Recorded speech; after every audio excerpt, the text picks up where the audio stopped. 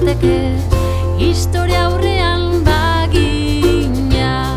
Baso zabala animaliaz beteta egongo zen. Nola biziko ginateke historia aurrean bagina.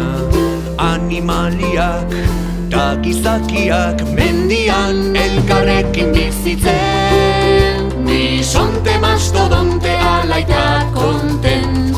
Oreina adarrak banan kontatzen, hartzako bazuloan eta mamuta. Letaginak zorrozten.